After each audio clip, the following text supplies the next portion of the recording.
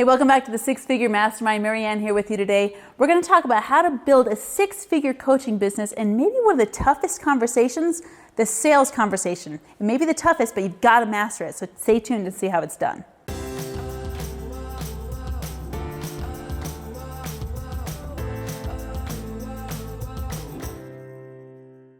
The sales conversation can feel like one of the most uncomfortable situations in all of your six-figure business building, right? And for some reason, we've got this mindset that's all kind of jacked up and says, oh, if I ask for money for some reason, that makes me a bad person.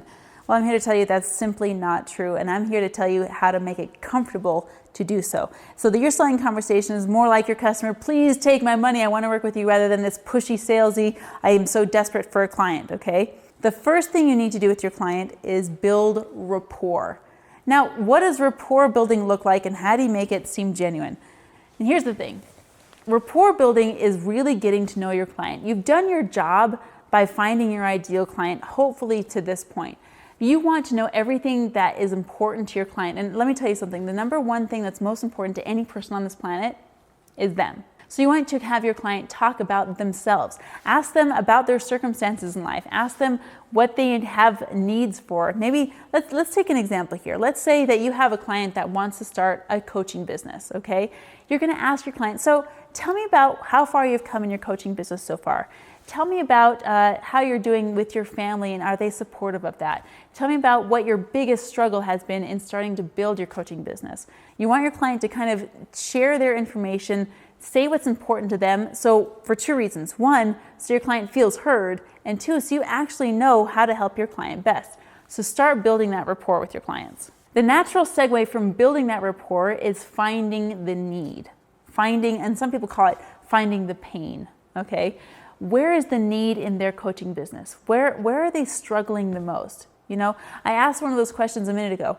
If you could change anything about your coaching business, what would it be? Or if you could wave a magic wand and get where you wanted to be in your business, what would that look like for you? And here's the all-important question. Why haven't you gotten it yet? You see, as a mentor and as a salesperson, you need to be willing to ask the questions that no one else is even comfortable thinking about, much less asking. Because if you are, your client is going to get value from that. And where they get value, they're going to give value in return. So be willing to ask the tough questions. Once you find the need, you're going to evaluate the need, an emphasis on value when I say evaluate the need. You're going to see, kind of where the pain is and see how long they've been dealing with this and what the cost of that has been, both in dollars and emotional and overall well-being. So if they have this need, let's say they haven't started their public speaking business because they're too afraid to get in front of people. I'm going to ask them, how long have you been dealing with that? And they'll say maybe 3 or 4 years, something like that. And then I'm going to say, okay, I'm going to ask you this question. In dollars, what has that cost you to hide behind that fear? And they're going to hem and haw for a little bit and not be able to really articulate. And then I'm going to say, no. In dollars, what does it cost you to have this fear? Their brain will come up with an answer when their brain is cornered. And they're going to give you an answer and how much it's cost them. Then I'm going to press harder and say, okay, what does it cost you emotionally to not have this done? What does it cost you as far as the happiness in your life goes to not have this done? I'm going to evaluate the need, see how much value there is in them having this need. That helps them get clear on what exactly this is costing them. It helps me get clear on where they're at. After you evaluate the need, you need to introduce what you can do to help them. You're like a doctor. You're giving them a checkup. Kind of you putting your finger on the pulse of their business. And now it's time for you to make a recommendation, make a prescription, as it were. You could say, based on what you've shared with me, based on what your business needs, I have a couple of ideas for you based on what I can do. I have a program called XYZ. This program costs this amount of money. What this program is going to do for you is get you the results. And here's something I want you to write down. You are never selling a solutions. I know I've told you this before, that you're a solutions provider. But what I'm really saying is this. Clients don't want solutions. They want results. They want something trackable, measurable, something that they can say, I invested this, I got this back, and my ROI is incredible.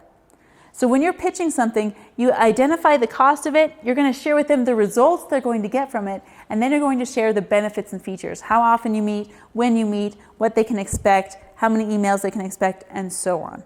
And then you're going to ask for the transaction. You need to figure out if it's a yes for them. After you've evaluated the need, after you've priced your product, after you've named the product that's a good friend and given them your recommendation, then you go in for the close. You need to ask them, what does this feel like for you? Does that feel like something that would be beneficial for your business? And either they're going to say yes right away, let's do it, or they're going to say yes, but. And guess what the but is? It's always going to be a question of money. Well, 9 times out of 10, it'll be a question of money. Sometimes it's just, I love it, I'm ready for it, I want to give you my credit card, I'm just going to check with my spouse, and I'm going to say, great, when can you check with your spouse? I'll follow up with you as soon as that's done. After you get the yes from your client, after you get, yes, I want to work with you, then it's time to actually have the transaction. Actually put their credit card through your point of sale system and exchange the money, collect the money.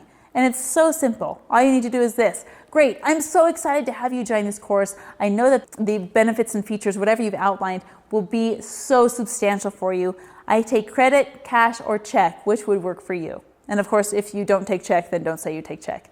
Then it's time to collect the money, put it through the point of sale. And if you want like a piece of advice from one sales professional to another, never say, I'll talk with you later.